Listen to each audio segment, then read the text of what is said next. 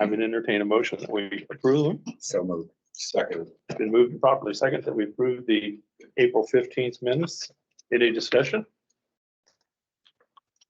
All those in favor signify by saying aye.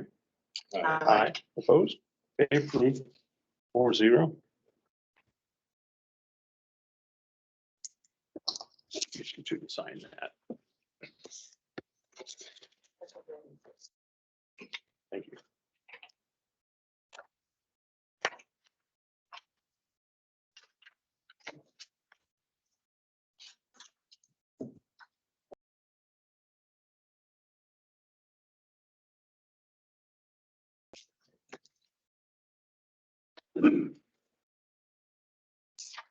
Mr. President, Yes. I need to make an announcement that this meeting is being recorded. Thank you. Yes, this meeting is being recorded. I want everybody to know that. I keep forgetting to announce that. So if you don't want everybody to know it, don't say it. And we are online, so. Yeah. This is the, And I don't know if we have anybody joining us tonight. But We're live.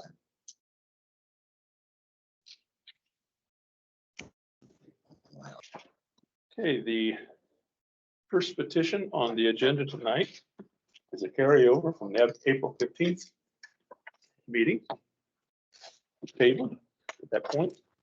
And petition 2021-008B.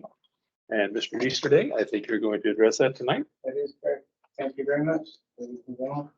At the last meeting, you asked me to go back and get some additional information. There seems to be some confusion by the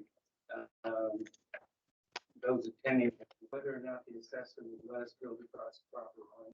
That was the first issue I was given.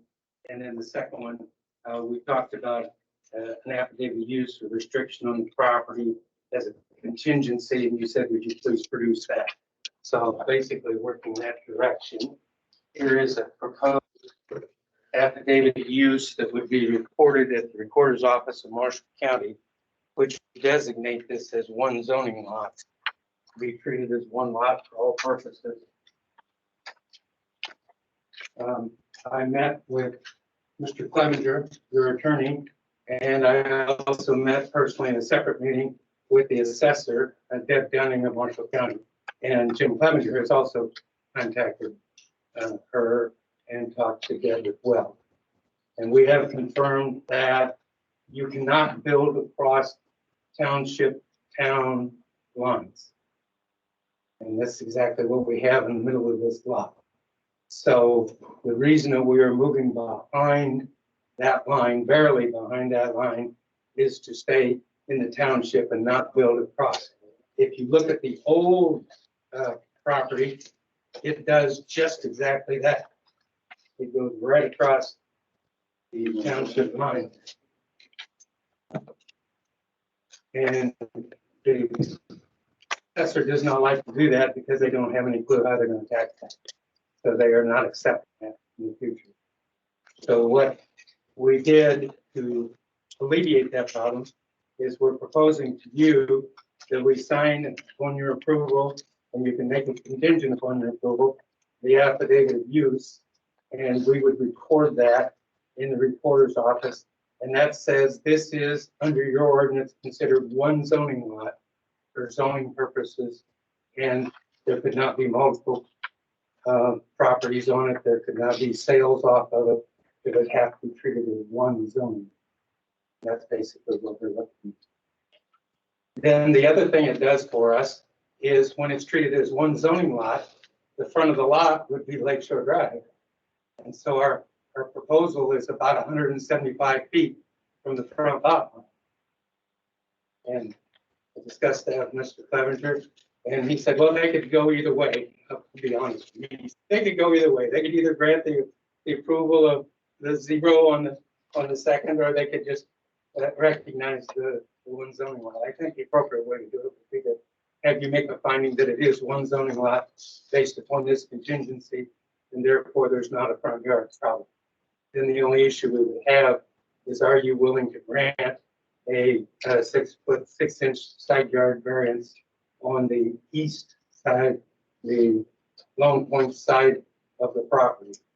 And the reason we're asking for that is because of the really unique nature of that property. It goes back and then it jogs in behind the neighbor. And before, we had two houses on that property. If you look at the aerial, you can see the A-frame, which is effectively behind the neighbor. When I went out there, it looked to me like the A-frame was the neighbor's property because it was behind his driveway.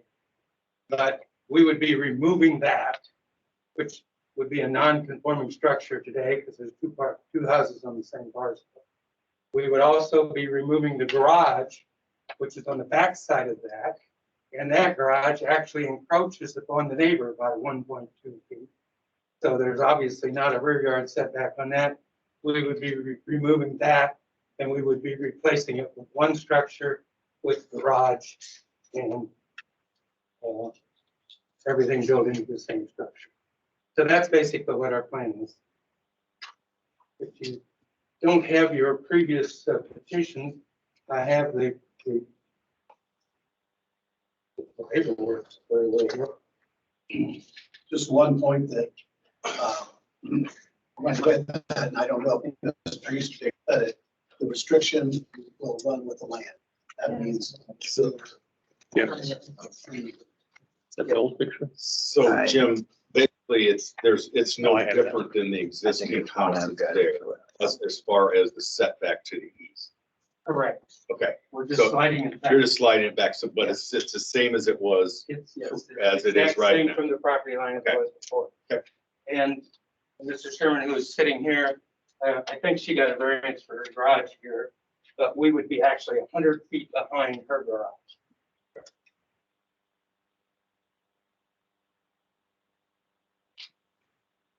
Can I ask, so this is probably, when you say it will run with the land, this property will sell, it's still selling one entire property. That's If correct. someone wanted to have it recognized as two properties, they'd have to. They have to somehow legally. get the recorded document reversed, and I don't know how you do that, except possibly come back to you, but I don't think, not even sure that was good. All right. I just wanted to know how. From a title company perspective, once that's a record, they're gonna take the position that that runs with the land.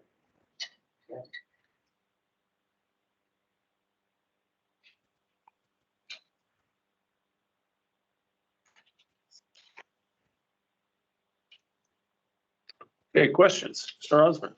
Just ask my question that I had about the existing home, if the new home would be any different as far as the side yard setback, and they said, Jim said no, so that was my question. Mr. McManaway? Maybe this time. Ms. Marshall?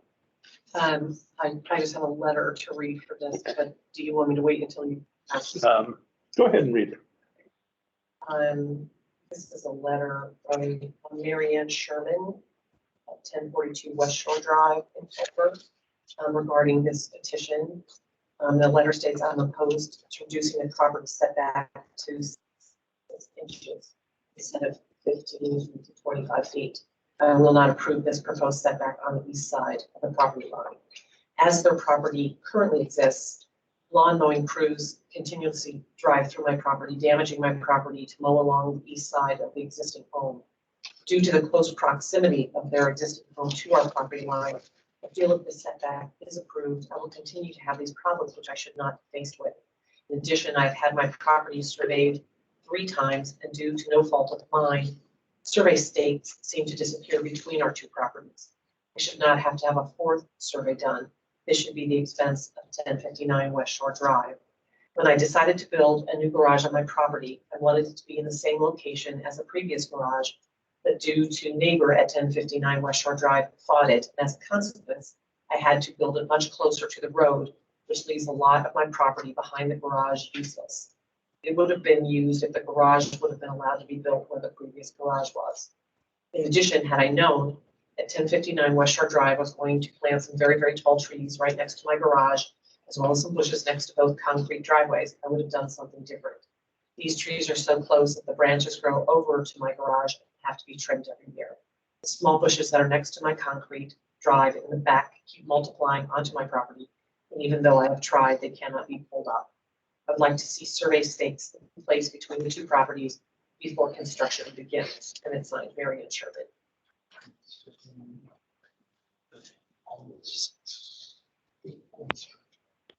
If you wanna- In response to that, he indicates that there's 6 or 8 survey stakes out there. We'd be glad to have them marked again. So there's no question about where the line is, but that would be our response to that. They're still visible.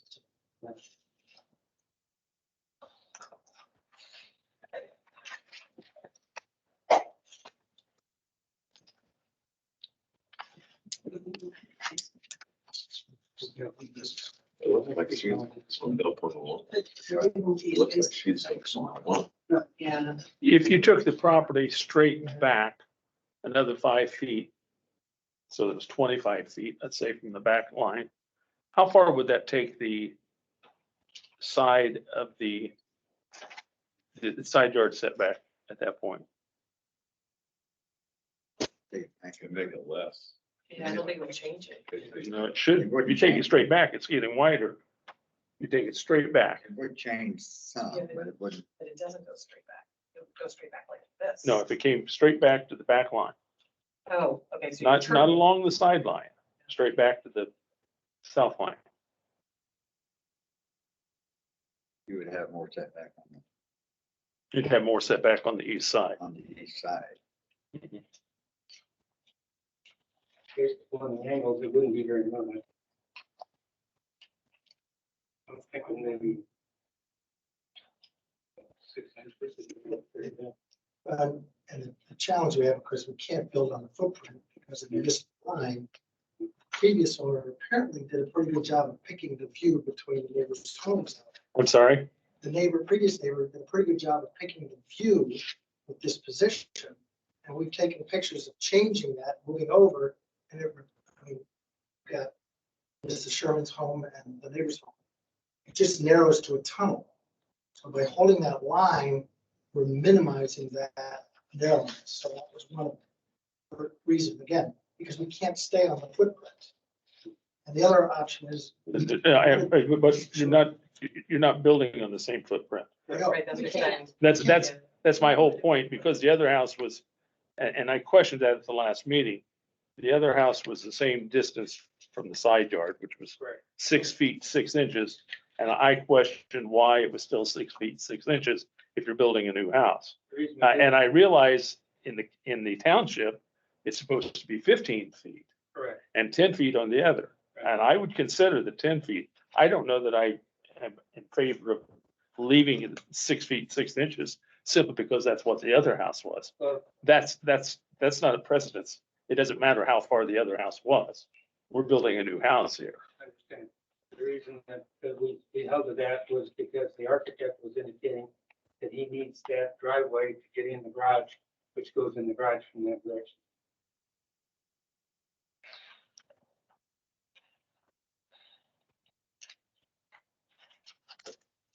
Then maybe we tried to build too big a house.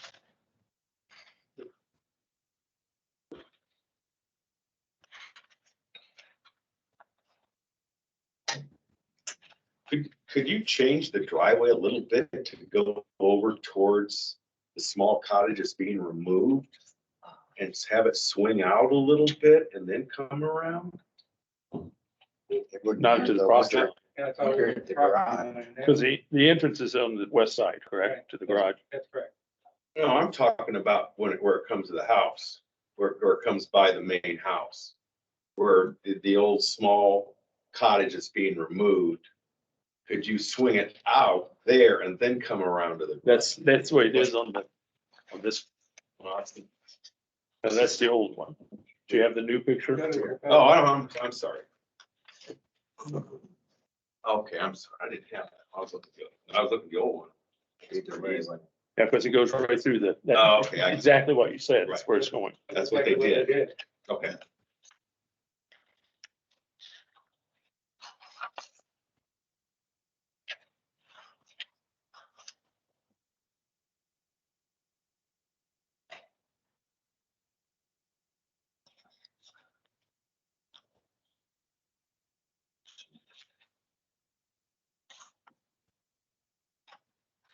On that side of the house, I think it's, if I remember right. Dr. Beck. It's a vacant lot. When I was out there was boat lifts there. And that's what's on that side of the house at that location. But that doesn't mean what's gonna be there in the future. I want to say that right. That's the reason it's there. That was the previous. And who owns that property? It's a Chris Reed. No, No, Chris, it's John Rout. That's right. Oh, really? He doesn't own it? No, he's on the we're other side. talking of about the Mary. lifts that Gary uses Oh, for okay. lifts. It has its entrance around the fence. So Oh, their front yard is way east. John Chris? I think that's what used, I think it's changed. It's changed. Okay. Sorry.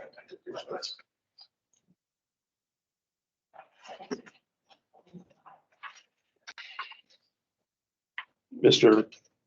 Witt, did you have any comment? Yes, It's I did. just showing the- Showing Okay, who owned the property behind. okay. And that's what John, Routt. Owns the property behind where the boat lives. Okay, and just as a point, there are two lots that they're building on that. Whatever they do, we would like to see both of those combined, those two parcels. One, there's garage on now, one's the house. But We're not building on the, We wouldn't be building in front. we're only building in the back with the garage. Yeah, there's And I no, just noticed as I look here, where we're building on the back, Mr. Sherman is really not joining property on that one. Her property stops. If you look in your petition. Yeah. Her property- So we're talking about this right here, but they want to build us back here, so it doesn't, she doesn't know, doesn't affect her right here. This year. This is the line. But actually, I don't know where that guy is. I don't know. I don't know where that guy's. But it must be right there. I don't know how you can get access to that. okay. Other board and other questions from the board before I open up to the floor? I've only got one thing. I mean, Yeah. I know we're still trying to, for some reason, maintain that 6'6" setback. But, I mean, we're only looking at a footprint for a proposed new cottage, but at the same time, I mean, was there any way other than the proposed footprint as far as the layout of the house could have been maneuvered to where you wouldn't complete that with your driveway as far as the width? The house has been fine if it hadn't been for the approach to the road. Well, it's my understanding that the American architectural rules and regulations have a certain dimension that they use for driveways, for this type of driveway, and we're pushing it to the minimum at that point. Well, I understand that, but I mean, you're building the house where it's requiring the driveway to approach the side of the lot into your garage.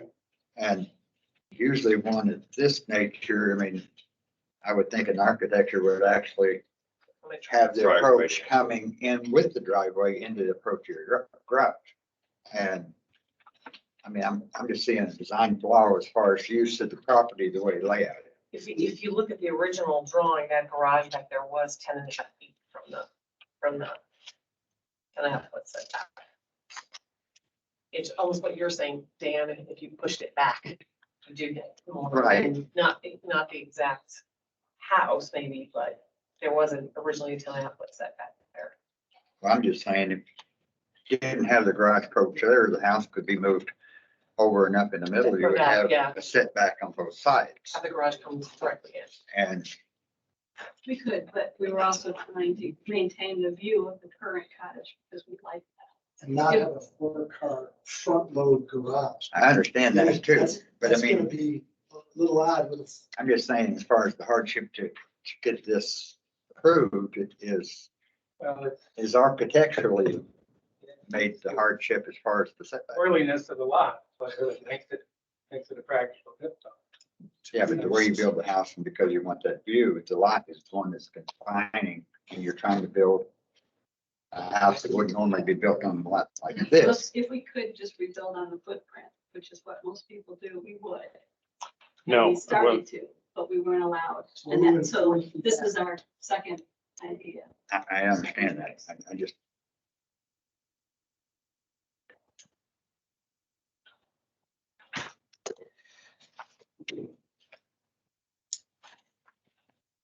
I don't know, I just feel like if you're gonna build a new house on a lot, you build it conforming to the lot.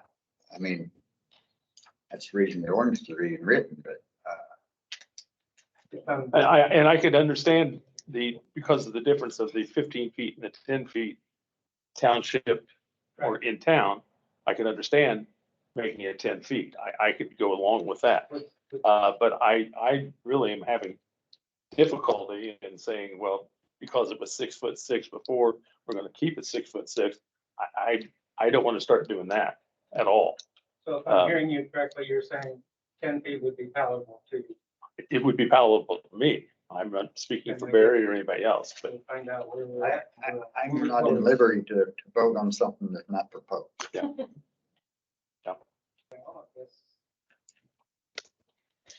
We'll propose 10 feet for that side yard setback. We have a long night. well, yeah. And is that going to make changes on where it's located, or you're just going to look? Just the side yard, just the Okay. side. To the, So it's a the 10-foot east. setback instead of a 6'6". And it's not changing anything else. Correct, Which one- correct.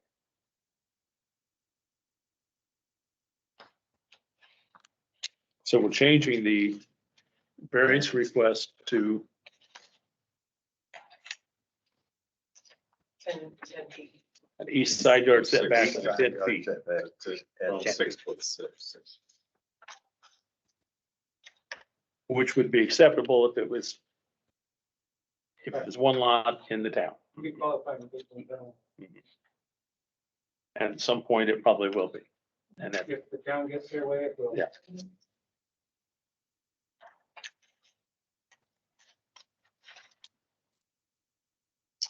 comments from the audience? I really haven't opened it up yet.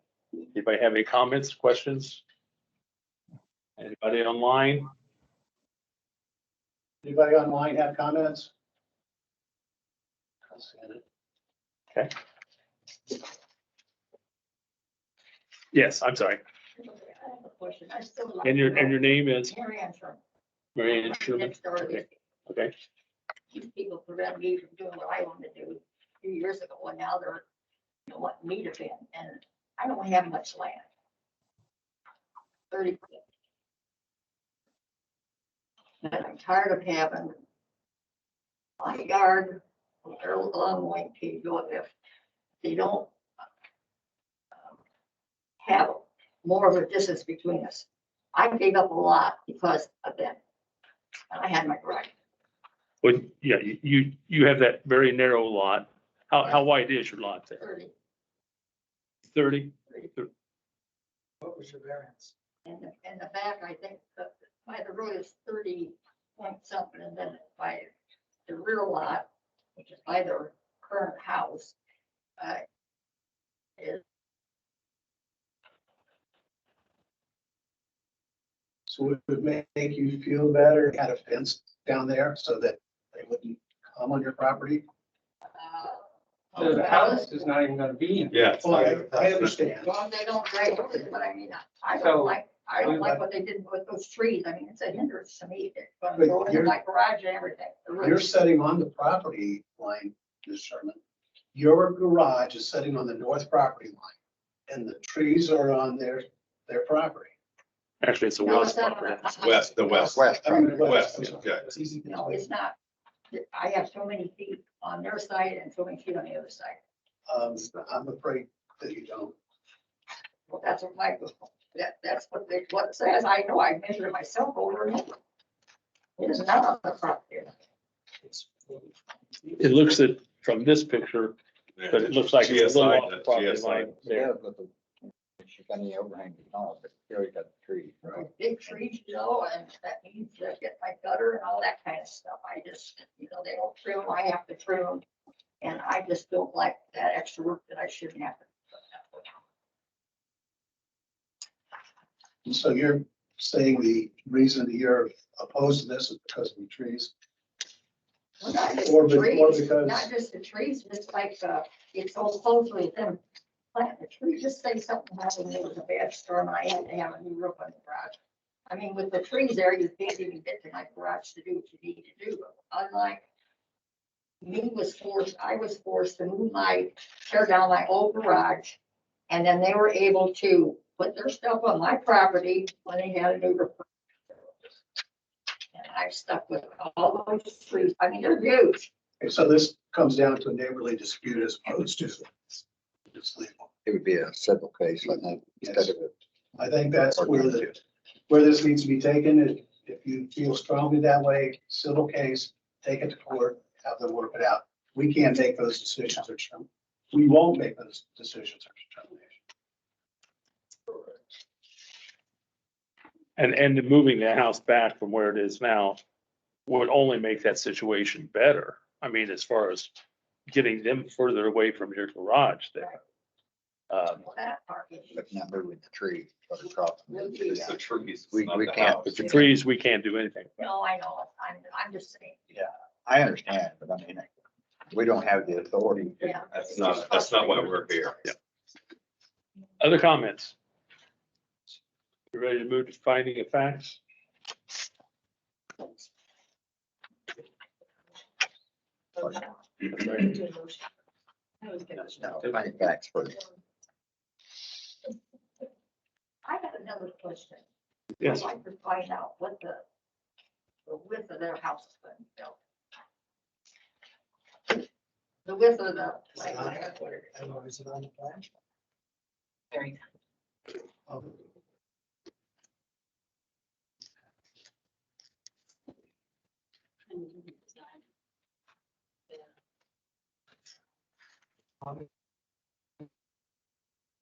Yeah. and that's the-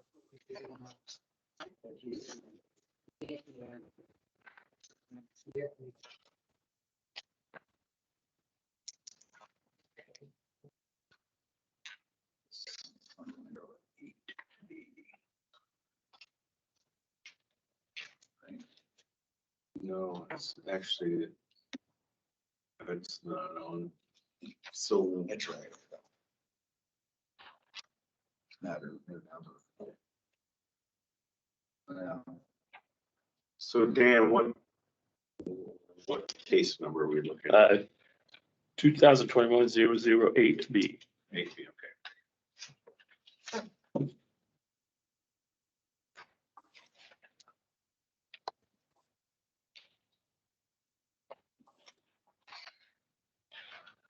And I guess we need to make sure, So how do we put this affidavit into this? well, I think we're gonna have Variance. to ask for a 0-foot setback from the north side. Simply because it's a separate lot. And a 10-foot east side yard setback from the required 15. And then, Back from north side. not to suggest, but when you make the motion, make it contingent upon the filing of it. Right. Right.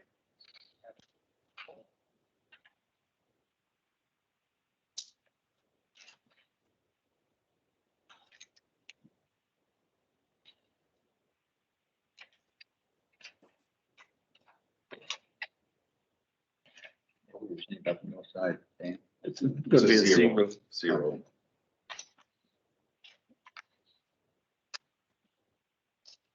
Since it's a separate lot.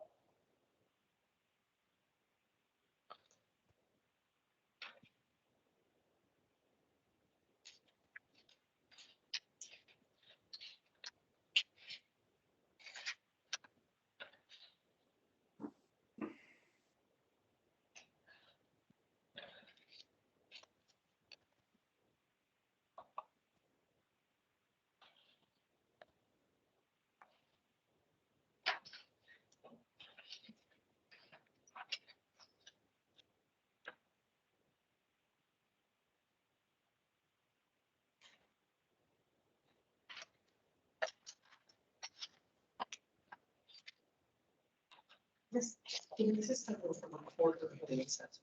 Sorry. This one, quarter, county quarter. Recorder. Just wanna make sure it shows up.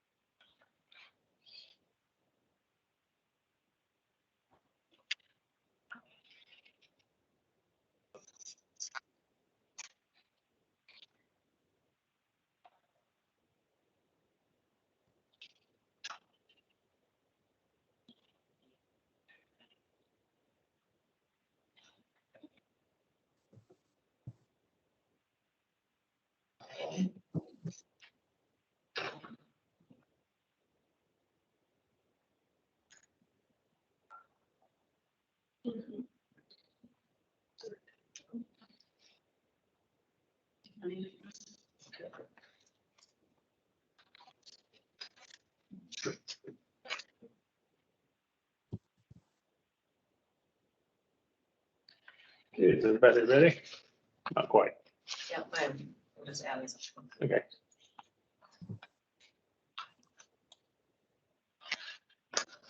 Remember, if you vote no on any of these three questions, you have to vote no on the variance.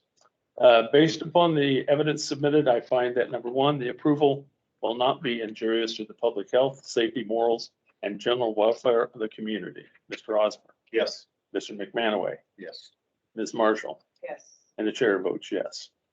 Number two, the use and value of the area adjacent to the property, including the variance, will not be affected in a substantially adverse manner.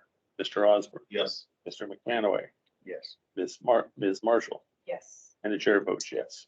Number three, the strict application of the terms of the zoning ordinance will result in practical difficulties in the use of the property.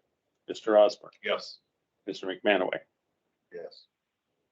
Ms. Marshall, Yes. and the chair votes yes. I would entertain a motion that we approve this variance with the changes that we talked about and the affidavit of use filed with the county recorder. Somebody I'll like make to a make, motion. okay, Mr. Wagner's going to make the motion. Second. Ms. Marshall's going to second.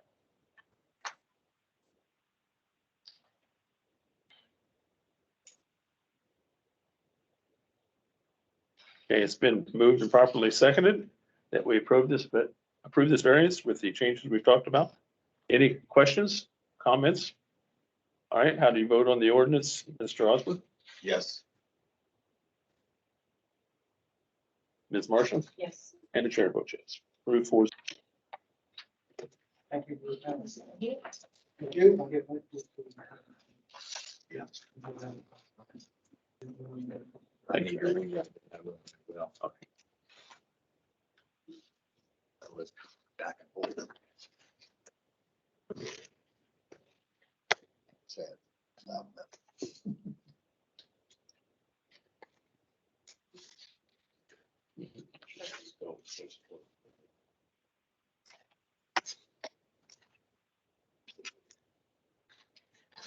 Should we put a copy of that affidavit in with this, or do you have one, or Yeah, I got one.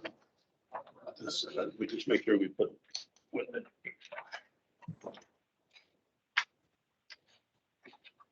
And I'd like to keep one myself.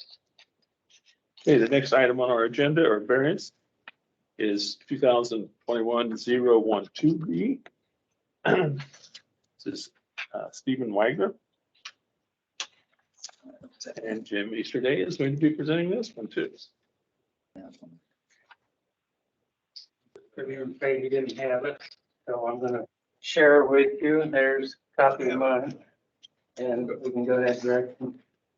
This is on the east shore, 2520 East Shore Lane. For we old folks, we call that the Aiken property. I think the Aiken built it way back when. And the Wagners now own it, and they wish to basically completely renovate the exterior property, totally new facade, new exterior, and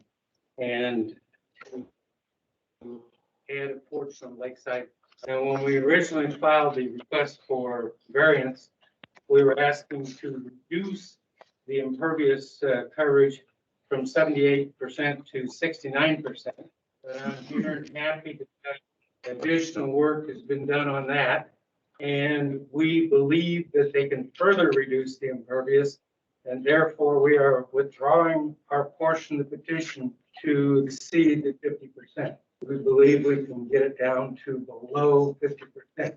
If you know that property, that's a major feat in terms of being able to get the impervious down to that. So we think we've really developed something there. I will say that Mr. Wagner has spent several months developing the plans for the porch and that addition with the input and with the discussion with his neighbors, because he theory that I do, if you come to the Lake Madison, Kentucky, you don't want to fight with your neighbors. You want to get along with your neighbors. And he has spent a significant amount of time doing that. And if you will notice, attached to the petition is a letter from each one of his adjoining property owners suggesting that they do not object to the petition as it's being presented. The actual porch itself that's added on the lakeside works out to about 8 by 31 or thereabouts. And it, believe it or not, is just past the present stoop that's already there. But the reason I'm asking for the variance down to the 35 feet is because I believe, and Chuck agrees with me, that you have to include the steps down to grade. And so steps are going to be putting in 18-inch flagstone steps from porch down to grade. The porch itself doesn't extend very far past. Mr. Wagner's here, and he has some pictures that he's going to share with you. I took these yesterday. These are the views from each adjoining neighbor, showing the view toward the house, and then the red arrow would be where the porch would be. And you can see that given the privacy fence on the perimeter property to the south, as well as the tree coverage and the tree coverage from the Elwood property to the north, the views of the lake would not be affected to the neighbors. And that's ultimately why we were able to reach an agreement with the neighbors. They realize the proposal would not impede their view. But overall, the renovation of the property would make it much more in line with the other houses along the lane, adding that typical type of rock, getting rid of the concrete and putting in grass. So that's why they're proposed. And he's doing some significant removal of almost all the concrete walkway surfaces and those surfaces, because if you look at a lot on the GIS, I looked at it and said, there's no way you get that below 50%. I agree. I looked at it because it's on the east side, it's almost all concrete. Yeah, so they're going to take all that up and they're going to change that to something that's more permeable. Here, since we're discussing it, the first page was the acre development with all the concrete, and then the second page is the grass and your permeable surfaces that we would propose. It's Tony Seller, I'm not to calculate the permeability figures on both of those. We would basically take it from 78% and the acre property down to 49% using permeable Wow, pavers. Nice. Good. I like that. I like that a lot. Yeah.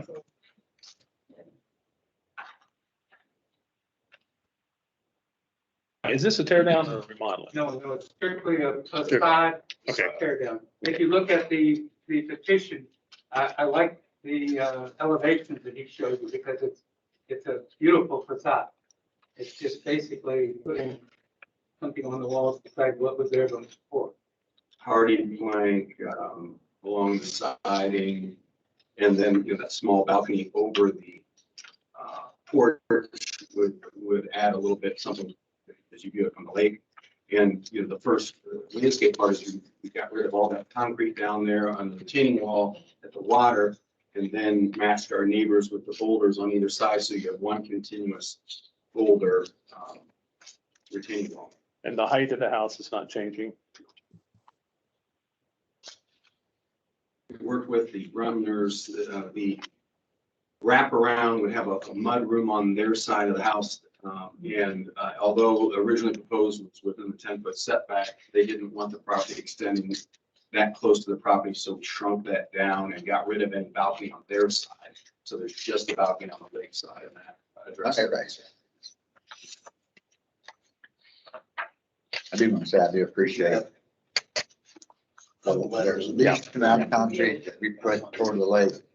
When you do away with that, I mean, that's a plus to me every time. I mean, Yep. that lake is being abused by all the concrete runoff.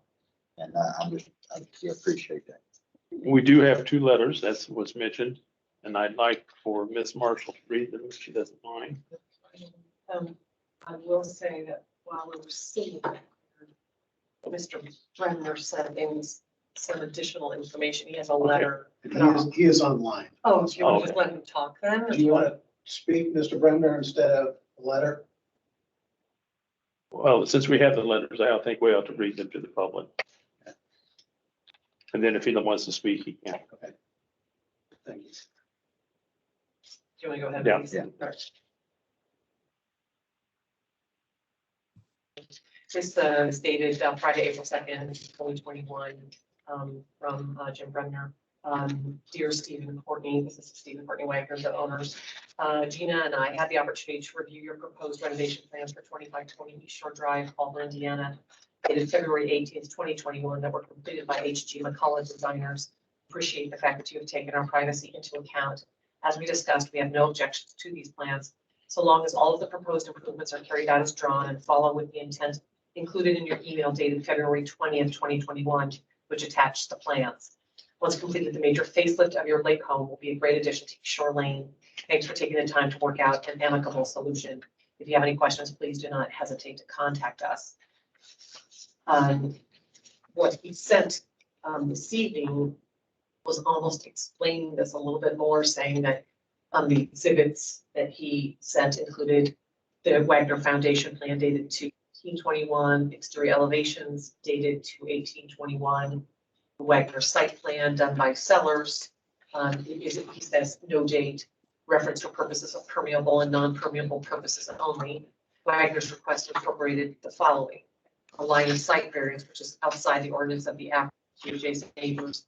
2, adding west side and south side additions, porch, balconies, mudroom, more outdoor activity improvements like grill and bar area, cigar bar.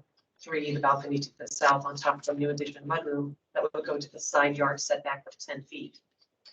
Bremner's response was the following: 1, Wagner's proposed balcony on top of the mudroom to the south was completely unacceptable and negotiated to be eliminated. 2, the porch to the west, even though impedes into the line of sight, requires a variance from the Bremners. The proposed balcony on top of the porch is to be accessed on the front of the house through master bedroom. 3, the mudroom being added to the south was reduced from 10 feet to not to exceed 6 feet 1 inch, having no structure on top other than roof, with windows at top at the elevation shown on plans dated to 2821. Bremners will support the variance request and endorse Wagner's plan. This acceptance is contingent so long as Wagner's plans of 22821 that incorporate all of the negotiated items discussed. Materials are used as shown in their entirety. Construction is done in a professional manner, restricted hours of Monday through Friday, 8 a.m. to 5 p.m., commencing by October 1 and completed by May 15th in the calendar year. And then the other letter is from Mike and Christine Elwood, dated October 16th, 2020. Dear Steve and Courtney, thank you for the opportunity to review the proposed plans for the renovation of your lake house. We understand that you will be petitioning for a variance with regard to the adjoiner setback line from the furthest corner of our house to the furthest corner of Jim and Gina Bremner's house south of you. After reviewing your plans and walking the property with you, we have no objection to your requested variance. Even though our house sits further back, we believe that your proposed covered porch on the lakeside will meaningfully affect our sightline given the trees on the Bremner property. Also, through your renovations to your house will enhance the overall appearance appearance of it benefits all nearby residents. Good luck with your renovations. Thank you, Ms. Marshall. Uh,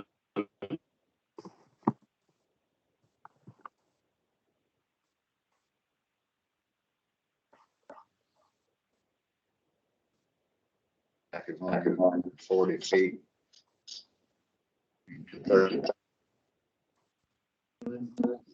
Do it.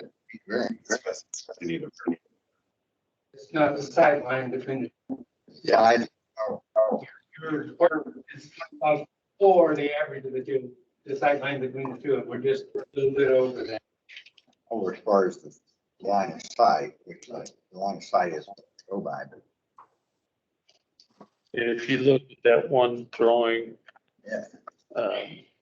what page was it? That's where it's obvious. It's like page 4, 5 in our packet. You can see where the line from the corners of the house, but it doesn't take into fact the trees and all that are But they're saying there, he doesn't really there. care. Right. Yeah. And there's already a stoop there, you said. Right. So.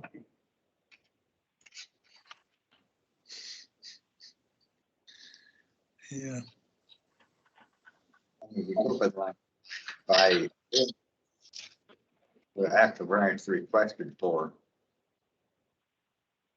We're asking the variance to still go by what the required ordinance tells for the setback, going by the line of sight. Variance doesn't say that, it's gonna come back. I don't know if we're asking for the record. Or what.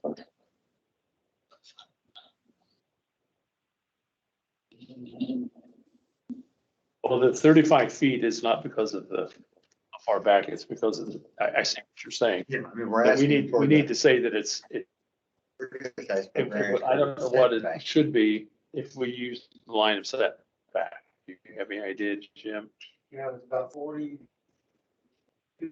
45, something, it's on one of them.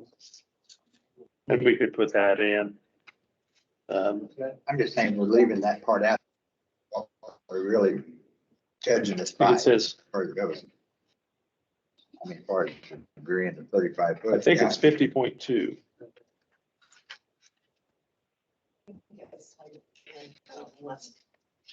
On the corner of the house there.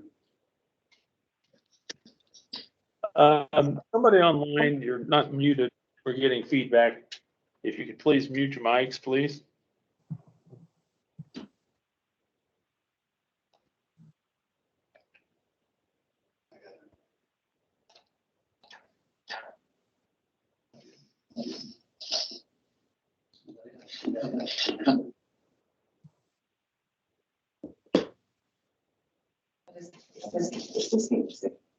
Anybody else from the board have any questions?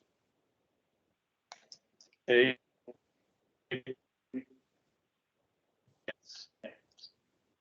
Anybody online have any questions or comments? This is Jim Bremner. Can you hear me okay? Yes. Gina and Jim Bremner live at 2536. We're neighbors of Steve and Courtney Wagner's and good friends. Steve has done a great job with his plans. The reason I've been so detailed in some of those responses was the previous owner at the point in time where the construction was done did not adhere to the plans that were presented at the BZA previously. Now this is 15 or 20 years ago. So the front stoop was not on the plans. The concrete were not on the plans.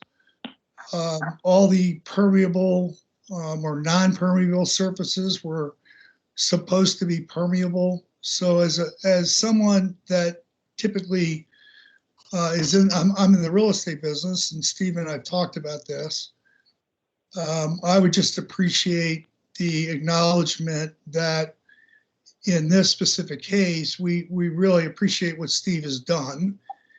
And we know that hopefully his contractor would adhere to the plans that we've been presented. And we just would like to know that the inspections that you all do will be done appropriately. So we know that the buildings and the materials that are to be used will be implemented accurately. And with that, I support what Steve is doing. And feel free as a neighbor, if you feel that they are not being adhered to because the building can't be there all the time. If you think something is being done, feel free to call Thank and you. let us know. I will. Or I'll call Steve. Call me first, Jim. Yeah. I will. Thank you. Any other comments or questions?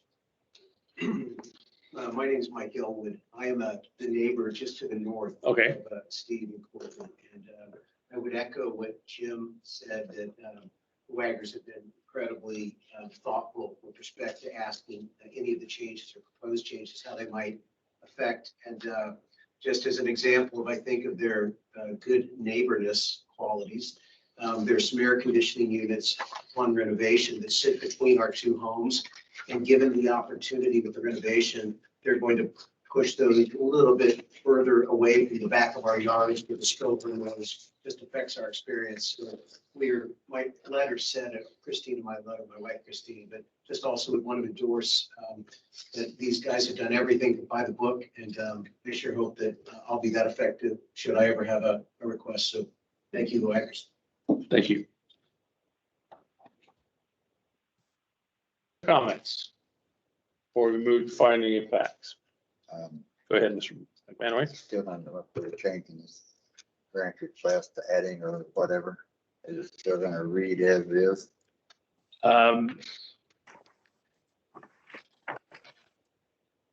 The only thing that, now we're taking off the impervious coverage, right? Right. We're not having that at all. And the only thing that I would suggest, if we make a change, is to say that asking for a 35-foot setback, which does not meet the Right. line of sight. So, I mean, we're still compliable with the setback. Yes, the Well- setback is far enough. it's far Right, enough that's back what I'm with the saying. line There's of no sight. variance needed for the setback. But the variance Because is of the- needed because of the line of sight. Line of sight. But I that- didn't know if we wanted to omit one and put in the other. Yeah, I think that the setback, the 35-foot setback, that isn't going to be, shouldn't be in there. You should say the variance for the line of sight. Right. But, You gotta have but it's, 35 feet, yeah. the distance is 35 feet. Right. So I think the 35 feet should be there, Right, I think it but I think it should say it's 35 feet or it's closer than what the line of sight was. Doesn't mean. That I think we should stipulate where, I think because if we should- just say we're gonna eliminate it, then it could go to 20 feet. Well, yeah. I mean, you know, I 35 think feet, we ought to say the 35 feet. 35 feet. I agree with you, Mr. Easterday. And I think that's just explaining the requirement is line of sight, and it doesn't meet that.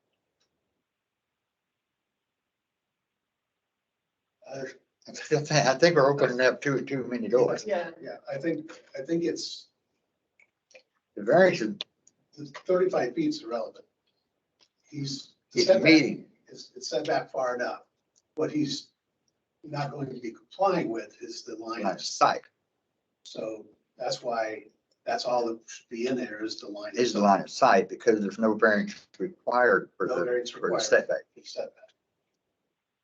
It was- You can still put it in there, But, well, you know. where you're just asking for a But, change when he has the right to change where he But- wants to, but it's an existing house and he's only But- building a porch that's not going over setback.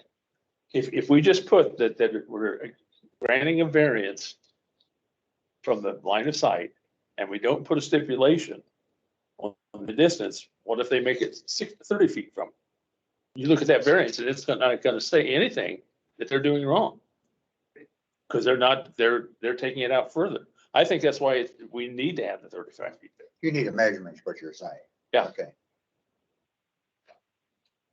So. I think that's just putting a But stipulation. instead of saying, say the line of sight was 35 5 feet feet. back, Yes, then that gets both of them in. that's, What you're trying to say. Right. Say that first. Instead so, of so we'll the have line the of sight measurement, first and then the foot. Yes.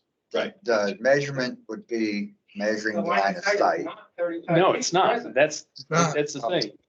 Then the 35-foot variance is not needed, Maybe. No, but you need a measurement for the line of sight, if that's what you're saying. Maybe moving forward, Okay. what we might say is to approve the variance as submitted according to the plans. Yes. It should be subject to and contingent to the plans that were presented.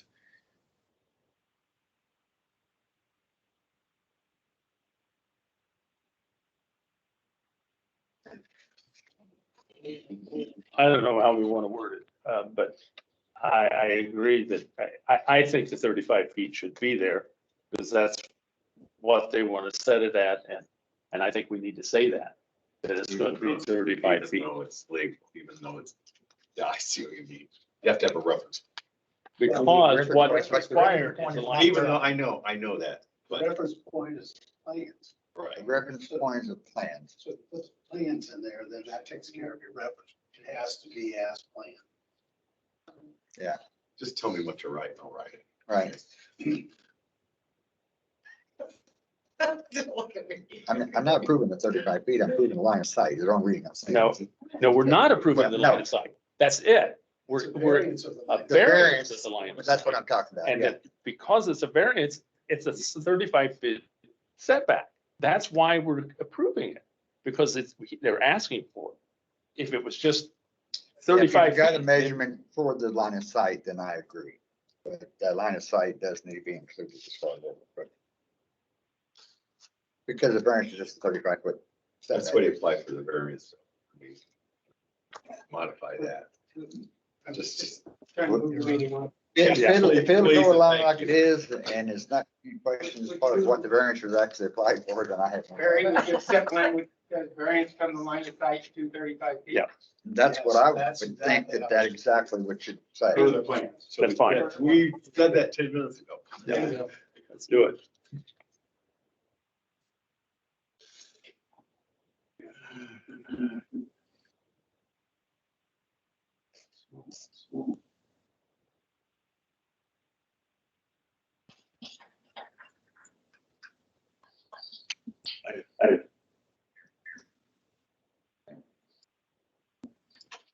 I just want to make sure that there's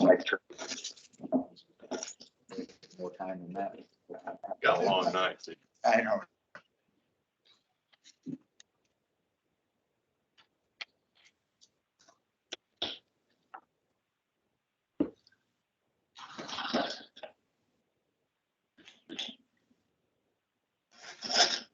Mr. Brimner, Yes, sir. could I get you to mute your mic, please?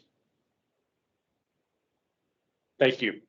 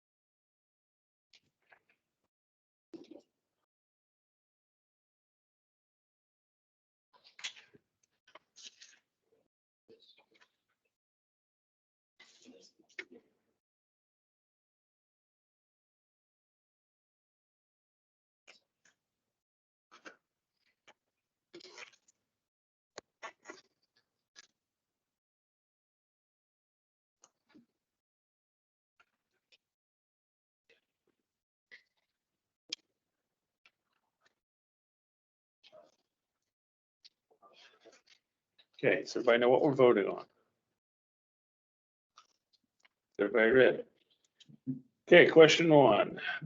Based upon the evidence submitted, I find that number 1, the approval will not be injurious to the public health, safety, morals, and general welfare of the community. Mr. Osborne, Yes. Mr. McManaway, Yes. Ms. Marshall, Yes. and the chair votes. Number 2, the use and value of the area adjacent to the property, including the variance, will not be affected in a substantially adverse manner. Mr. Osborne, Yes. Mr. McManaway, Yes. Ms. Marshall, Yes. and the chair votes yes. Number 3, the strict application of the terms of the zoning ordinance will result in practical difficulties in the use of the property. Mr. Osborne, Yes. Ms. Marshall, Yes. and the chair votes yes. I would entertain a motion that we approve this variance. I For- make a motion to approve variance for line of sight setback. I second. According to the plan, not your deck. I second.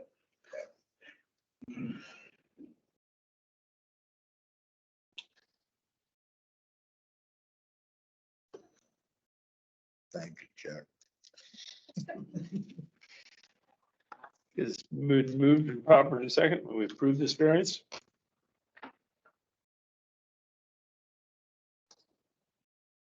Any further discussion? Okay, how do you vote on the variance, Mr. Osborne, Yes.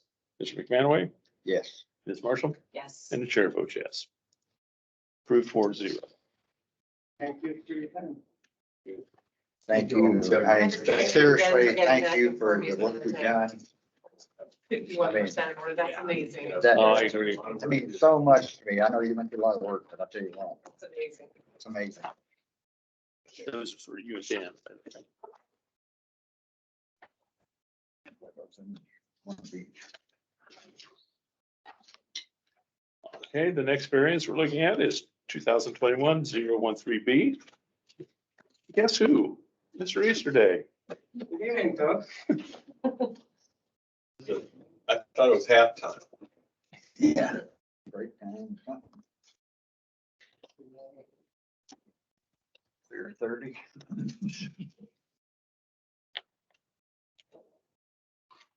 This project is at 50 West Shore Drive, and for wheel timers, I call that the area just past the S turn Mhm. on southwest corner of the lake. The owners of the property are wanting to renovate, improve the setbacks and issues with the property. I'll briefly say that one of the major issues we're trying to accomplish is to get that garage off West Shore Drive. We think it's probably within a foot of the right of way. And then the second major issue, which I know they worked on most of the afternoon, Chuck probably could tell you more, was we've got major water issues out there.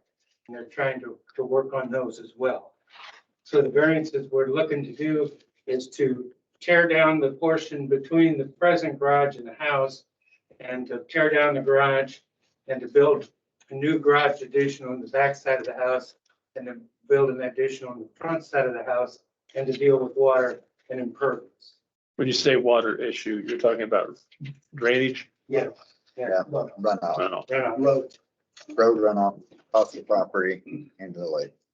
It's road runoff? Yeah. It's, as an example. It's not on the property. This is a typical. It runs onto the Oh, property. my. Whenever you want me That's to a address that, He's got Mr. President. pictures. That's a water feature. Almost a water feature. This is exactly right. So Can you just do a better explanation on the front setback, how that was determined? Well, yeah, I can let you talk about it as well. Basically, what we did on the front setback was we looked at what the properties were doing down there. On the south side of the property, the first property to the south side is very interesting because it's very deep.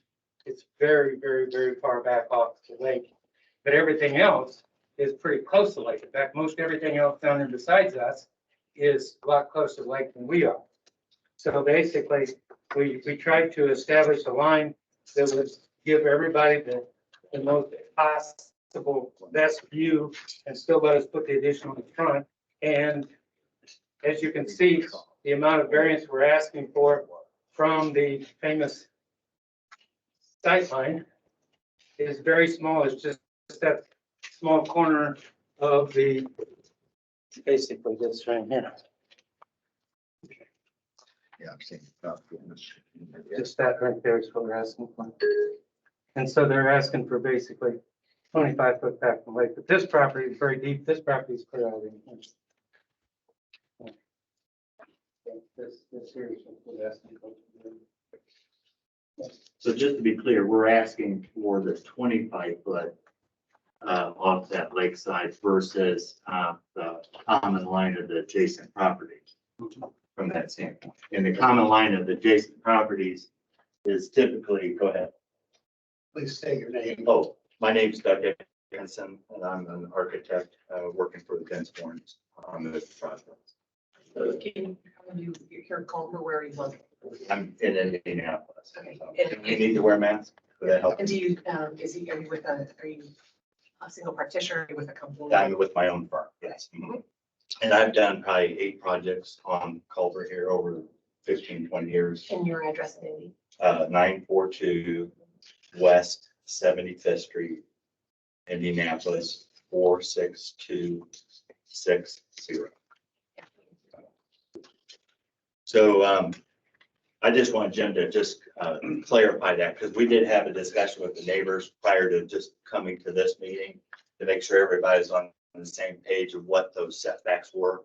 But we'll come back to that as we get down to that. Which dotted line is there's 3 dotted lines here. So from the survey, the red line is actually the common line that Jim kind of explained, was a common line of the neighbors as you go up and down the shoreline. So you have two non-complying, that's this line here. neighbors, two to the south, the 2 neighbors down to the south, non-complying. His neighbor to the north is non-complying within the 20, both of them are within the 25 foot setback. The next line coming in would be, if you take I'm gonna just point it out to everybody. This is the farthest distance out from the neighbor to the south. That's their edge of their deck. And if you go from their deck to the farthest neighbor to the north edge of that deck, those are the 2 farthest lines out that would constitute that common line. So that would be from this point right here to this point right here. And that would be from this point right here to this point right here. So that'd be from this point right here, that outer, that's the neighbor to the south, and this is the neighbor to the north. That's the one you're wanting. And this is the one we're wanting to bring out. Yes. That went out. And so we're asking to, instead of having that common line as that common setback, we're asking for the 25 foot. Right, yeah, no, I was just saying that this doesn't exist. Yeah, No. yeah. I gotta tell you. So the variance we're asking for in the front is basically this right here. It's for It's basically from this deck to this deck. And we did talk to the neighbor to the south just about an hour ago before this meeting. He's concerned that common line is at the right point. And you guys can make a judgment on that. From my understanding, working with Jim Easterday, it's the furthest point out on any adjacent structure to the lake. And if you go to your site plan, that's in your packet also, the site plan of the topo, and that shows all 3 neighbors. It's on that curve. It shows that difference in the 2, so. You really, Yeah, you're we're- not blocking all this. I just want to make a point that you guys may not have heard. In talking to the neighbor to the south, he's concerned that this point out here is maybe not the farthest point from the deck. He's thinking that it could be over here. If you go to your site plan, that's in your packet also, it definitely shows that how far out, that's the closest point of their property to the lake. So You're saying this corner here. Yeah, it depends on what- He's saying that they're, he's So saying put your there's site neighbor plan some on of to that point is. that out. Okay. So, No, Oh, well, it'll be the Yeah, actual site yeah. itself. so, you know, it is. So you should have another. Yeah, right here. So here, it shows the neighbor to the south and the So neighbor. on the side, all you're and then looking it at really shows that appears. This You is can't see. So where do you stop your line of sight? And it would not be, because the surveyor didn't survey the whole property. We just So had- do I have to be able to see the whole shoreline in front of me as line of sight? So I want to point that out on your site plan. If you go to that, go one more page Basically. and then one more right here. So here's the neighbor to the north and you can see his deck right here at this corner. And the neighbor to the south, his outer deck is right there. Now, in talking to the neighbor to the south, he was concerned that this was not the closest point to the lake. He was concerned maybe the deck over here is. And so when we had it surveyed, we just said, get the closest point of the deck and the house to the lake. And that's the point the surveyors picked up. So I just want to make sure we're all on the same page. Right, yeah, we just saw, That's like- that was a lot better. Because that can't, the neighbor to the south was confused and you'll probably hear from him. And we just want to make sure everybody's on the same page. When I was out at the property, I can tell you pretty much the neighbor was a little bit. I take me. So in general, I'm just going to go down the request for variances.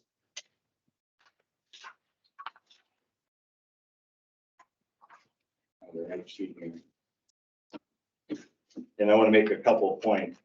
In designing a home, you get a wish list from a client. Their wish list is to make this a possible permanent home. They're both from Logansport.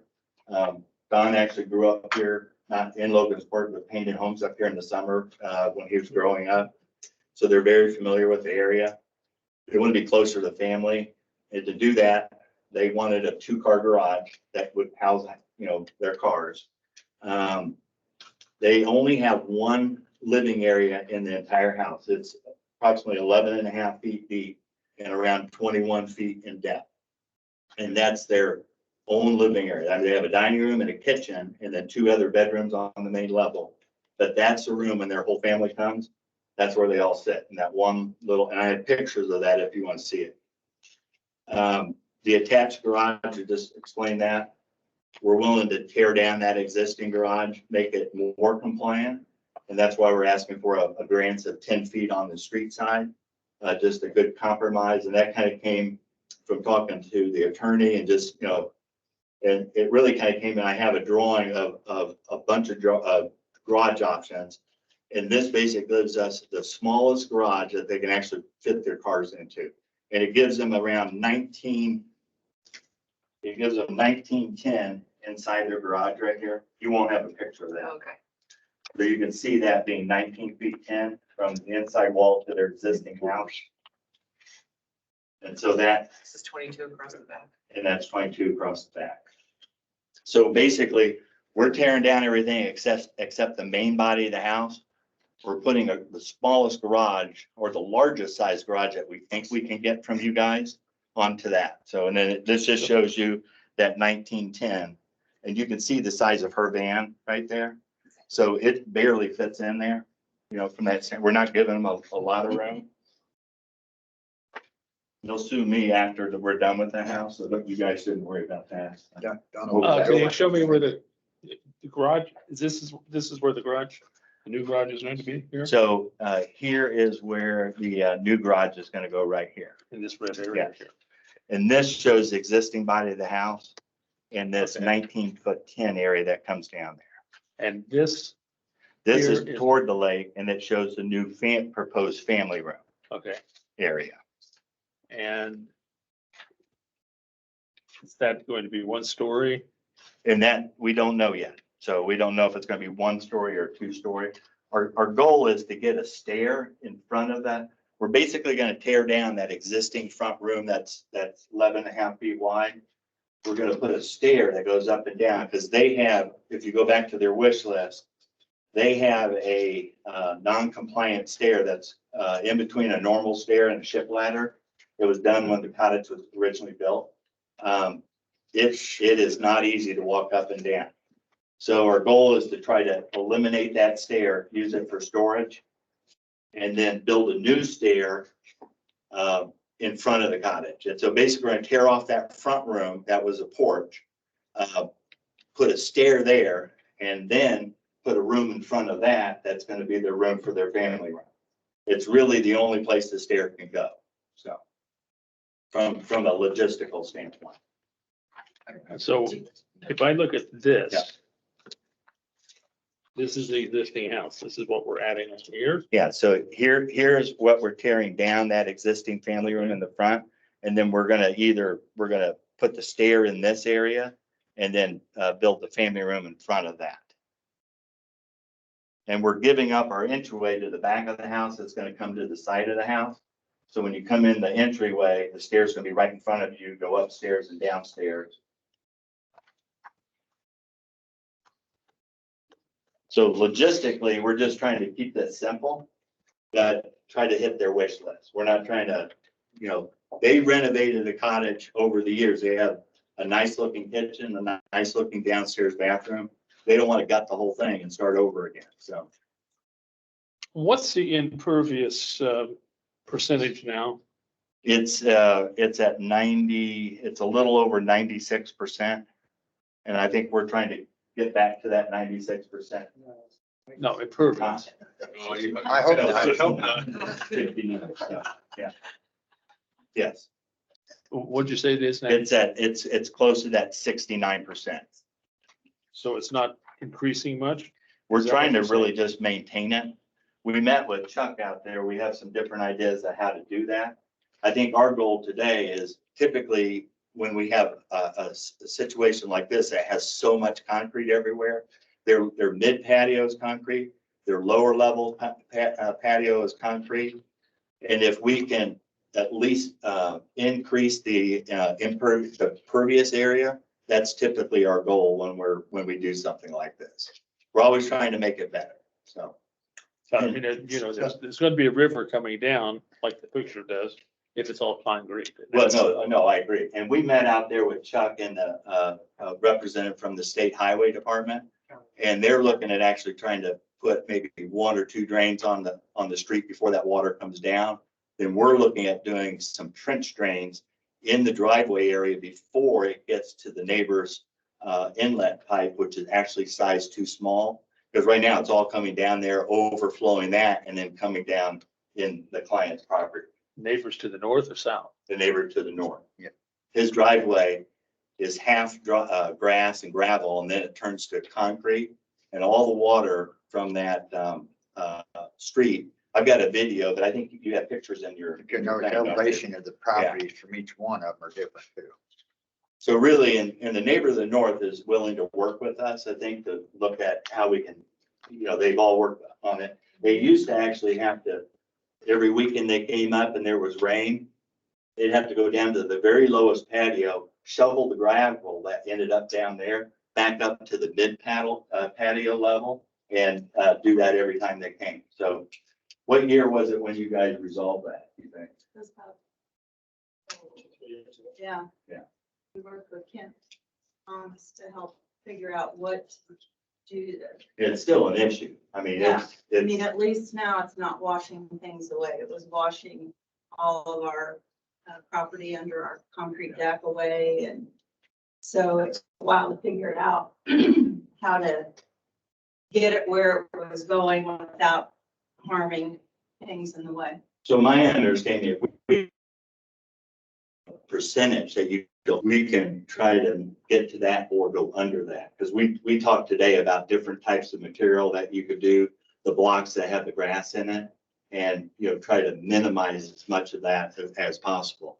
Definitely at each level. So Yeah. I know that on the south side, as far as for the concrete, I know the neighbor has concrete over it as well. But if you're gonna be putting the footer in where the existing concrete patio is the other part of that concrete there now? I see all that able to going go away. I see all that going away, and then trying to if you guys can guide us on a number you feel comfortable that we can work to, then we'll work to that number and try to exceed that number so we can, I think it's everybody's best interest from that standpoint. We want, Especially with their water. we want 50% pervious, so Let me tell you, no. if there's any way that you can come close to that 50% under this lot. Or under. I mean, some of our earlier calculations, we were able to get closer to the 52 to 54, but you really, you really, that's hard to do, in reality from that standpoint. On that particular lot especially. Yeah. I mean, the lot is so small. I mean, anything that you can gain to me is, I mean, don't give me a square foot here, but if you can get as many of those square feet as you can get, I'm gonna be. And I think we've been more aggressive, just maintaining the 50% even in town. On the lake, Is even more. well, honestly, there have been horrible houses built on the lake in terms of just covering surface. And we have a lake with Max Environmental Council here, in fact, Dan Osborne's on it, but I reached out to the executive director just to speak to her about impervious surface and how important it is to have as much pervious surface around the lake as possible. And it's just extraordinarily damaging to the quality of the water. The higher you're the impervious surface on any, housing project around the lake. My dad sat on the watershed authority for Syracuse and Wawasee for a number of years.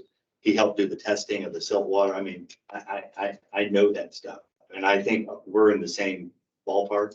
I think if we can't handle it from a material standpoint, we can at least handle the water and then get the sediment out of it. We talked about even doing a huge cistern on the property that took it all into that, let it fill up there, and then it can go into the lake and you don't have any of that sediment going into. I think we're all on the same page. My goal is, if in general, it's always sometimes hard to get lower than what you're at. In this case, I know we can do that. And that's why, I think Jim said, hey, let's try to get this range in here. And if we can get that, then we'll work and go under that. So I'm asking to stay to that 69 that he's written in there. And then as we proceed and do material calculations and go to our building permit, we can definitely try to increase that. I don't see a problem with that. So I think they're very open to it, because as you saw from their photographs, it's a huge issue. I think we're all on board to try to solve that issue. So. Mr. President. Go ahead. Yes. I've spent considerable amount of time out there. There is an issue with runoff with the impervious as it is. But if we move that garage and we can take what now is where the existing garage is, and we can start putting some of the grass paver system into there, I personally feel that 50% is attainable. That's just going to be different material, using it and making it work. That's what I see. We did meet with the county highway department superintendent, down to the catching water running off there, basins in front, and they're very willing to work with the neighbors, helping to catch the water and do whatever they can. I think once that he gets that plan put together, come to me for approval, and then I think go from there. But I think the 50% can be obtainable. Do all of those houses have that same problem? The water issue, yeah, and impervious, yes. Yeah, all three of those houses. I mean, right now, one house is probably containing part or both. Yeah. And Well, over time too, they put more concrete down to try to solve their foundations from everything being eroded. And so part of their impervious issue right now is they were trying to solve another problem in probably the wrong way. And so now you look at trying to solve it in a variety of different ways. I think, like I said, we had some early calculations getting down to 52. I think 50 would be hard, but I think we could be in that 55 to 60 range easily. Can I just ask, so when I'm looking at these drawings and particularly this about sort of the existing house and you have the new potential house. Right.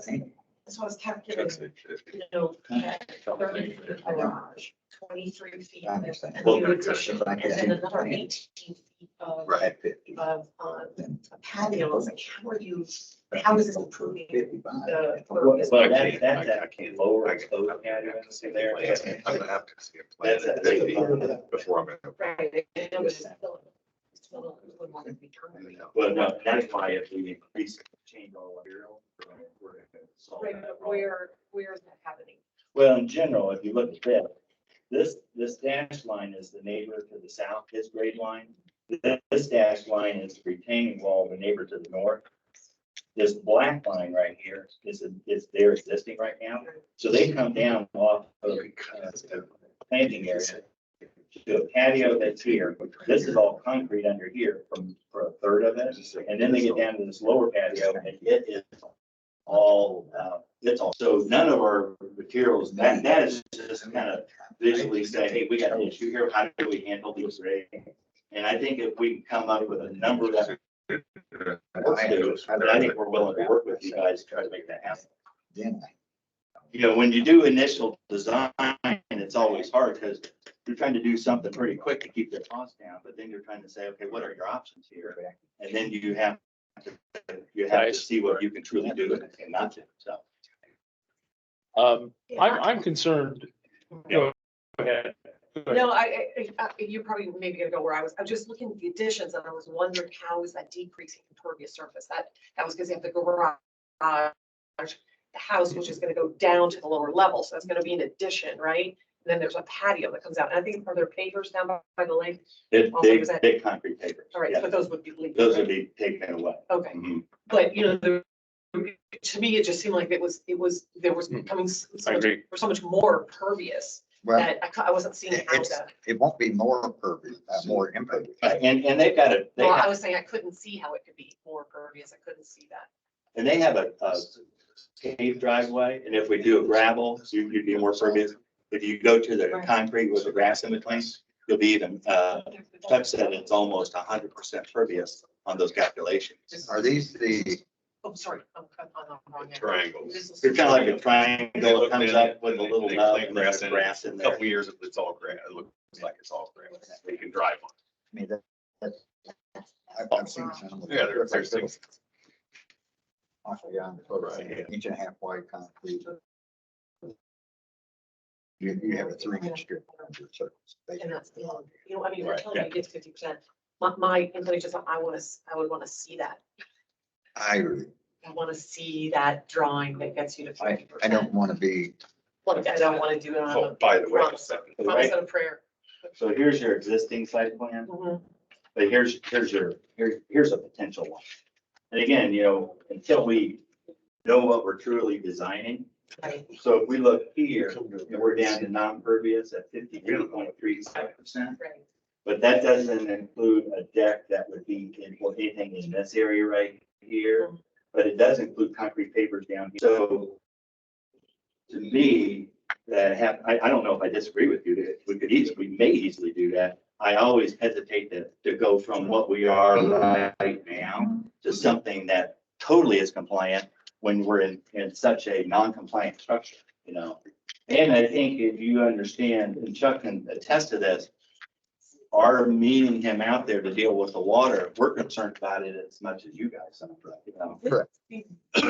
Get this, we have not seen this. This would really help. No, I just did that, so, yesterday, so.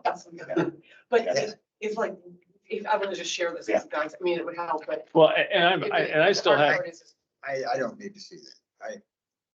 I guess my point is, if we can be in that 55 to 60 and work with Chuck and say, hey, because let's say we've got to put a huge retaining tank in there or something that pushes us over that, then it's hard when we're really trying to do the best we can. Right, but we can't make a decision based on that. We have to have like Yeah, is. We have to make a decision based on what you applied for Right. the variance. Right. And what you're saying is you want to change and we can't. can't do that. You're gonna have to, if you want to change it, you're gonna have to come in front of us with what exactly you want. Well, but can't we come to maybe an agreement here that would be that compromise from that standpoint? No. We can't compromise without a plan. Okay. Yeah, we have to Because see what the you're going to plan, do. the plan is going to have to be just like had in the last one we looked at, according to the plans. It's got to stand as we approve. And Well, and it goes back to, I asked you the question, is that going to be 2-story? And We don't know yet. you don't know yet. And again, that not know is what we, and I understand. But we have to see what it's going to be. For instance, and I'm thinking of the neighbors to the south. The view from their house here, if you have a 2-story building there, it's going to be changed a whole lot Well, from what is now there. all we're trying to do there is show what a potential roof line could be. It could be to the front or to the back. You know, right now, they only have 1 bedroom in that second floor area. Right, but what we're just trying to say to you is you can have the ifs, but we can't vote on ifs. We Well, have to but have an actual. But it plan. might, is this more of an architectural review where you're looking at dormer sizes and you're saying, I like that roof line, you're gonna change No, that? we don't, we we don't don't, care we about don't care about any No, of we that. don't So care then, about that. so in general, finished product. why do you care about that second floor right now if we don't? Because it's a height, it would conceivably could be a height. Well, if we know that we have to stay within that 35 foot, you won't get your plans approved. Well, you just never come in front of us because we're a variance. If you 35 feet and Chuck said you could build, you wouldn't even. So you're like, I guess I don't understand. If that, you guys supervise and see what's being built. It's not like we're gonna build a 60-story building there and not tell you that. Does that make sense? The whole thing for me. Yeah. Right here is, here's this house to the south. Yeah. You're talking about extending that second floor, the same roof height from here, all of a sudden it's clear out here. That's gonna make a whole big difference in the view this way. Well, Now, but and I realize, I mean, but I'm saying, when you can't tell me if it's gonna be second floor or not, or even the next door neighbors, I would think it would make a whole big difference to them if it's gonna be second floor or not for their view. And that's why I think right, but if we need to have a little more specifics there. but if you're looking at a plan that is trying to give you quantitative distance, you know, let's say that we wanted to not ask for a 25-foot setback. We wouldn't even have to ask for a variance for that. We could just do it. And you guys really wouldn't care about the second floor. If you Well, didn't need a height variance. Is that right? Right. And we definitely won't need a height variance because Chuck came out and calculated that the grade height will be set at the existing height of the house. But it's also at the exact same place it is on the existing house. You're adding to it the lengthwise, so you're actually trying to move the same grade toward the lake. Right. But Correct? So if you build something within the ordinances, existing ordinances, you're never in front of us. The design of the house is not something Right. we care about in that sense. But you If have you to build within existing ordinances as they are, you wouldn't have to be in front of PCA at all. right, This is a non-conforming structure. house on this lot at this point. If you're gonna add to it, you have to come to the board. And if you're gonna change the height, we have to look at that. And I know you're only talking about changing the height of part of it, but you're still, and you're changing the footprint. Structure. So Yeah. there's things that we have to look at. Okay. So what can we get out of this meeting? What I think I'm hearing you say is that you would like to have an impervious calculation, Correct. and you would like to have a Right. rough elevation. And a rep, And I think it would be And a nice true- for the neighbors to know and a true When footprint. I say What? elevation, I mean a blueprint. Sideways. Yeah. Not the elevation. Right. Is that what? If we're you looking need a at? site plan and part of Yeah, exactly yeah. where it's going and the pervious impervious, yes.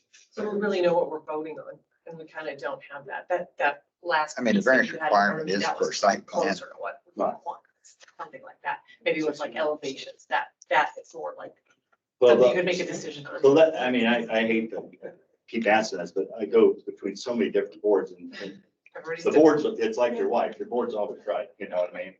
And so, just so if we come back again, or we move forward, if we weren't going for a variance to the front, like I said earlier. And we just extended the roof out over part of the house that was approved on the first floor, which is not part of needing a variance for that. Yeah, you do. You're saying you do need a variance for that. You don't need a variance for that. You have to build on the existing footprint of that house. So Right. If you do that, you don't have to. come But in you front. can't raise the height. You got cubic feet Yeah, you're you looking got, at, but if we're not feet gonna is the- change that height, but you change Then cubic you feet. would, if you didn't change the height or the footprint. so if we match that existing height for the existing house, which we showed there, we wouldn't need a variance for that. You're still increasing the size of the The house. house. If you increase the size of the house, you would, it's, you, Okay. you need to have Jim look at the ordinances Okay. and coach you a little bit. That would help a lot. Okay. Just have him do it. And then, but we want to see more like we're not a negotiating group. Okay. We just vote yes or no Okay. on what you put in front of us. So can I ask you one more question? Sure. I've got to be home by midnight, so you gotta bear with me here. So, no, just. Yeah. The, At midnight, I won't be. now that I said that, I lost my train of thought.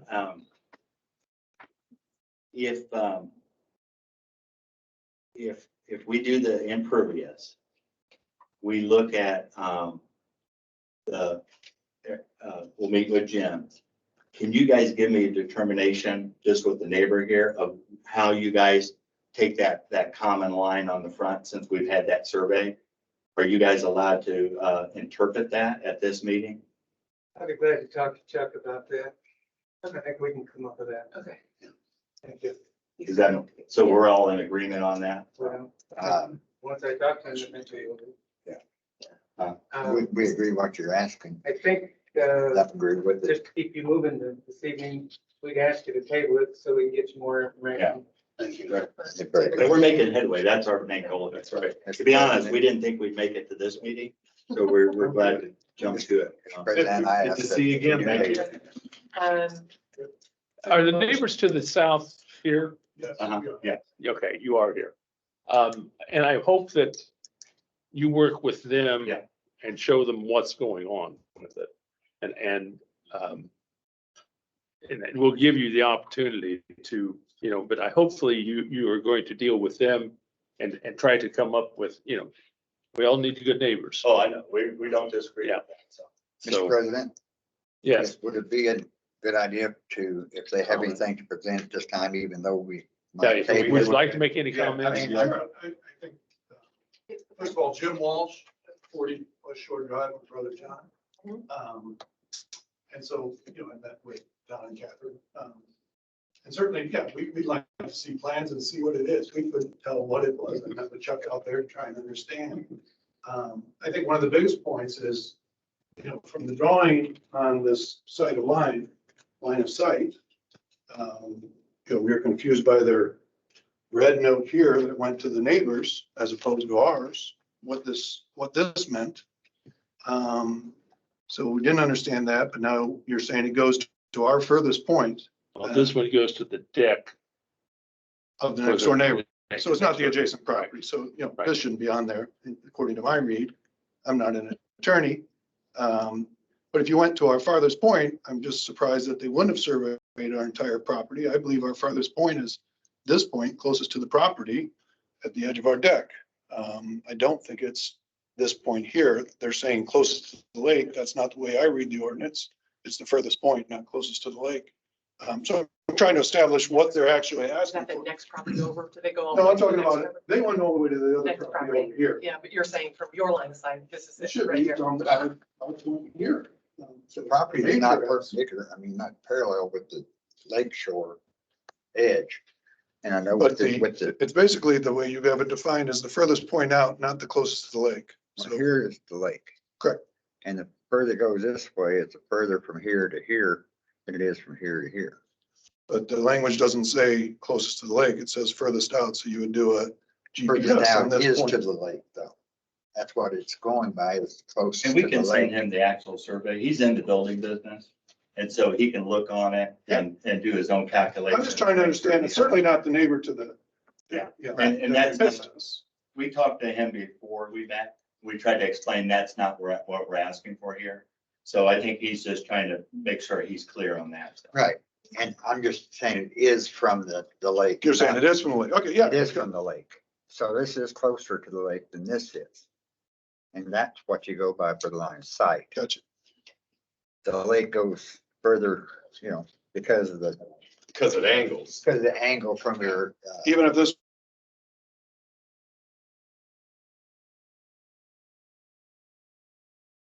that's how I read the, Right.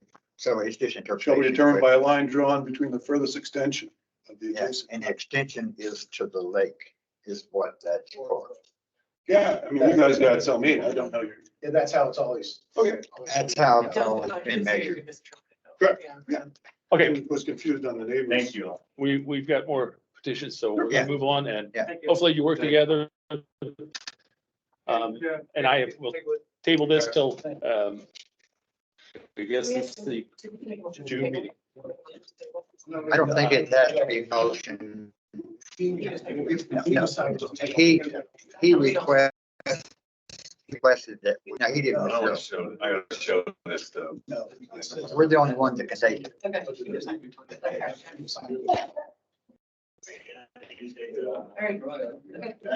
will say, I'm sorry about that other, but I just knew that the variance wasn't reading what I thought I was voting on. Okay. Petition 2021-014B. This is petition by Bert Richardson.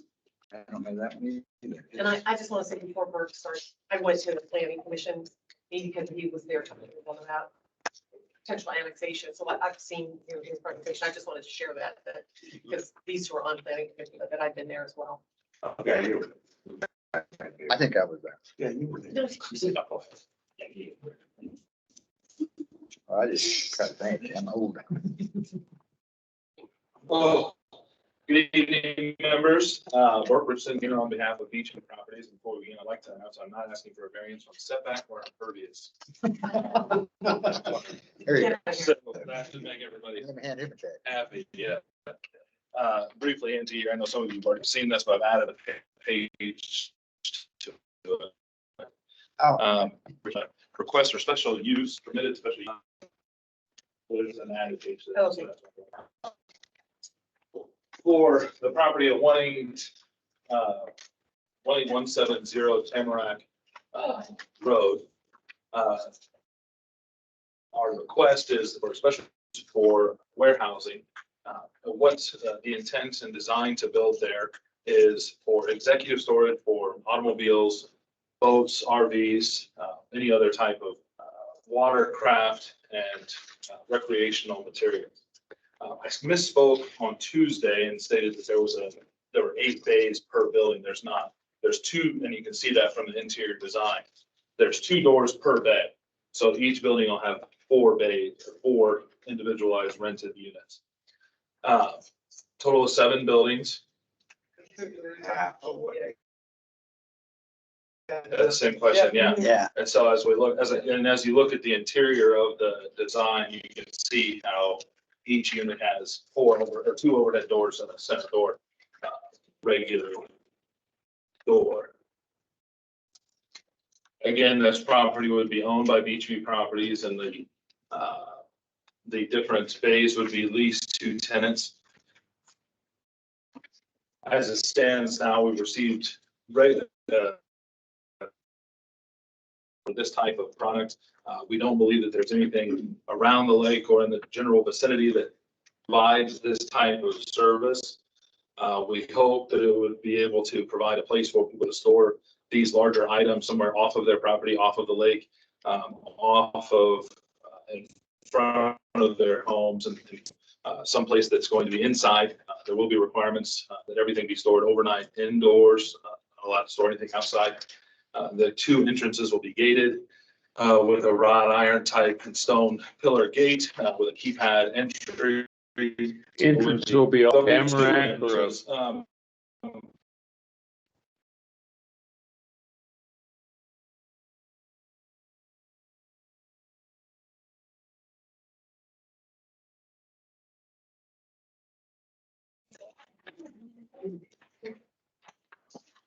So there'll be an entrance on Tamarack and an entrance on the other road. So you'll be able to drive. The lake's over here. Okay, so Tamarack is here. Okay.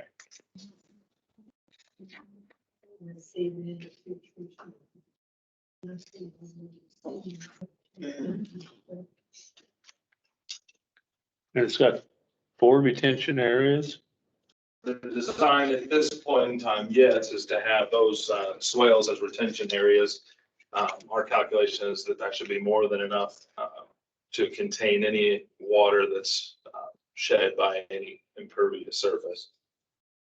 But again, we're well within the 50% requirement. Can those be inside the setback area? Those retention areas or not? Well, I'm asking Dan. Oh, I don't know for retention area, but we have They the be inside, requirements. they have to be, they have to be back of the setback? I don't know. Can they be in it? They can be in the setback. They can be in There's no it. structure, there's no structure. Setback. Right, but you could put a retention can be in it. Yes. Okay. So the right, go ahead. So, what, how much, that's a big area, have you calculated what the impervious percentages are? I don't have that number as we stand here, but I know that there's been no request or request from my back out. As we go to apply for a building permit, we'll have to provide a number to make sure that there's issues. Right, because you're gonna, all that, it's gonna be paid between all of them. Correct. Yeah. And to the west, that little nook is gonna be all open, or is there gonna be a building up there? Right to the east and to the east, Yeah, to the east, again, here. which north of the property, Latrell's property. Yes, so there will be a building here. So it goes There's a large. This is West Shore. Correct. Coming around here. This is the cemeteries right here. Yes.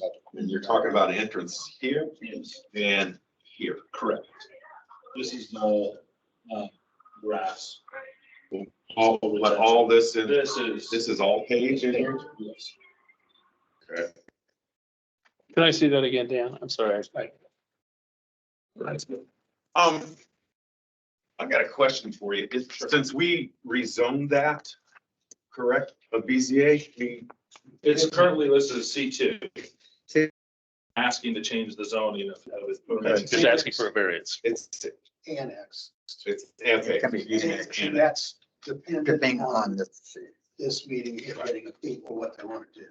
So I got a scenario for you. So if I had an RV and I rented off to you and I owned a lake property and I had a bunch of people that came up for the weekend, are they gonna be able to go sleep in my RV in this facility?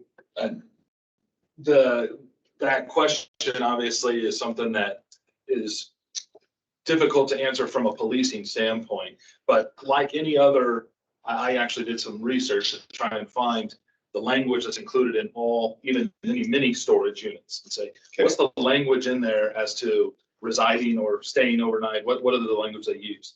And all of the contracts I was able to find says that you are not permitted to use the rental unit or the storage unit as a residential unit. You're not able to reside there or take up residence there.